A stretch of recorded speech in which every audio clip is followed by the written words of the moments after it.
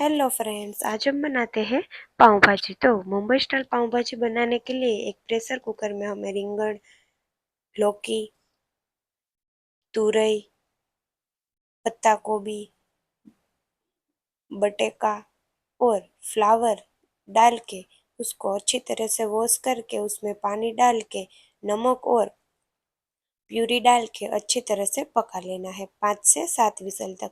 फिर एक पैन में तड़का देने के लिए ऑयल, खड़े मसाले, अदरक, हरी मिर्च, लहसुन का पेस्ट डाल के अच्छी तरह से पका लीजिए। फिर उसमें बारीक कटी प्याज डाल दीजिए और अच्छी तरह से गोल्डन ब्राउन हो जाए तब तक उसे चलाते रहना है। आप उसको प्यूरी भी कर सकते हो। तब तक हमारा जो सारी सब्जियों का मिक्सचर है वो अच्छे से पक गया है। फिर उसको मैसर की मदद से मैश कर लेना है।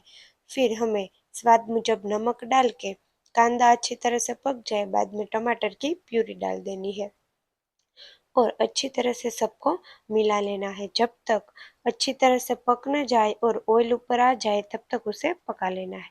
फिर उसमें हल्दी, धनिया जीरा पाउडर, लाल मिर्च पाउडर और स्वाद मुजब नमक डाल के अच्छी तरह से पका लीजिए और जब तक उसका अच्छे से कुक हो जाए तब तक उसे पका लेना है।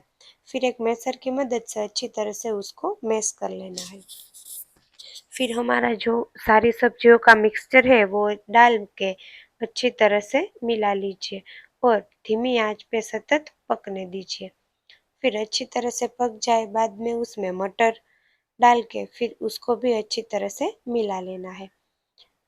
फिर अच्छी तरह से पक जाए बाद में थोड़ा सा लेमन जूस और कोरिएंडर डाल के अच्छी तरह से मिला लीजिए और एक पैन में तड़का देने के लिए ऑयल में थोड़ा सा कश्मीरी लाल मिर्च पाउडर डाल के अच्छी तरह से मिला लीजिए। तो तैयार है हमारी मुंबई स्टाइल पाव भाजी।